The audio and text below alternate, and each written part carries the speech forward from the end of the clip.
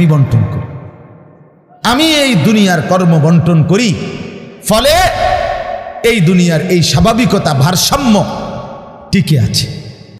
ওয়াজআলুকুম খুলাফা আল আরদ, বন্ধু আল্লাহ বলছেন আমি আল্লাহ আমার জমিনের মধ্যে তোমাদেরকে আমার প্রতিনিধি হিসাবে বসবাসের ব্যবস্থা করছি, এটা আমি করছি। আপনি শুধু একটা বার বলেন, একটা লোক এখানে এই যারা মনোযোগ দিয়ে শুনতেছেন, আপনি বলেন একজন চেয়ারম্যানকে বলুক, এই চেয়ারম্যান সাহেবরা এনে বসাইয়া, মনে করেন একটা ইউনিয়ন যে আপনার এখানে মোট 4000 ভোটারের ভোটে আপনি নির্বাচিত হয়েছেন, ধরে নিলাম এই 4000 ভোটারের মধ্যে এই ইউনিয়নে মানুষের প্রয়োজনীয় যে কাজগুলো এগুলো আপনি বন্টন করে দিবেন। আপনি যেহেতু জনপ্রতিনিধি, আপনি ভাগ করে দিবেন, রিক্সা চালাইব কয়জন, অটো চালাবে কয়জন, জুতা সেলাই করব কয়জন, চুল কাটবে কয়জন, তরি তরকারি করবে কয়জন, টয়লেট বাথরুম সাফ করবে কেডা কেডা, এটি আপনি লিখে দিবেন। চেয়ারম্যানের বাপ না, চেয়ারম্যানের 14 গোষ্ঠী পারবে এটা মিলাইতে? কথা বলেন না, পারবে এগুলো বন্টন করে দিতে? যারে প্রথম বলবো যে তুমি রিক্সাটা চালাইবা, তে কব কি আমি কি ভোট অর্ধেক নিয়ে দিছি, আপনি প্রথম রিক্সাটাই আমারে দিলেন, আপনি কি কমপক্ষে প্রাইভেট কার্ডটাও দেখলেন না? বলবে কি না বলেন না? সম্ভব? এটা সম্ভব। সুবহানাল্লাহ।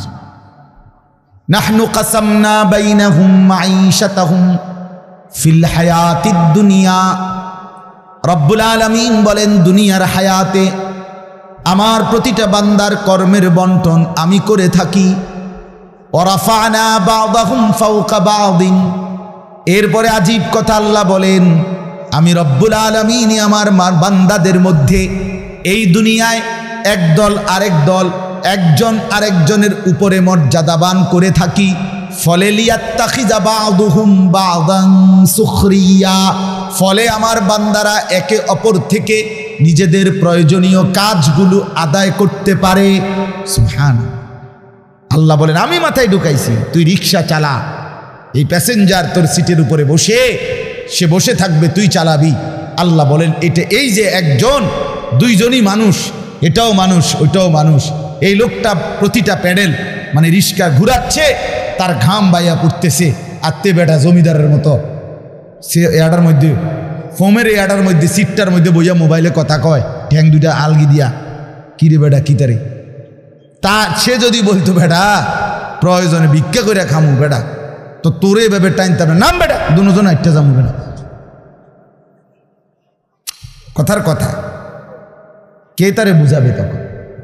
কিন্তু আল্লাহ তাআলা বলেন আমি আমার এই বান্দাদের মধ্যে বুঝাইছি, একজন ড্রাইভার, একজন প্যাসেঞ্জার, একজন বিক্রেতা, একজন ক্রেতা, একজন সারাটা দিন মেহনত। আহা বন্ধু, আমি তো অনেকবার, আমি ঢাকা যখন পড়ালেখা করছি কত সময় তাকায় দেখছি এই যে গার্মেন্টস মিল ফ্যাক্টরির শ্রমিকরা, ছেলে মেয়েগুলো কি পরিমাণ মানবেতর জিন্দেগি, তারা এই 8 ঘন্টা 10 ঘন্টা ওভার টাইম করে ডিউটি শেষ করে ছোট্ট ছোট্ট খুপড়ির মতো কোন রকম জিন্দেগির জীবনটা তারা কষ্ট করে চালায়, অল্প কয়টা টাকা বেতন পায়, বেতনটার জন্য কত সময় কত আন্দোলন করতে হয় তাদেরকে, এই সামান্য কয়টা টাকা দিয়ে তারা জীবনটা নির্বাহ করে বছরের পর বছর, অথচ তাদের সেই কষ্টের মেহনতের পরিশ্রমের পণ্যটা বিক্রি করে মালিক ও পক্ষ কোটি কোটি টাকার রাজপ্রাসাদে আলিশান বিত্ত বৈভবের মধ্যে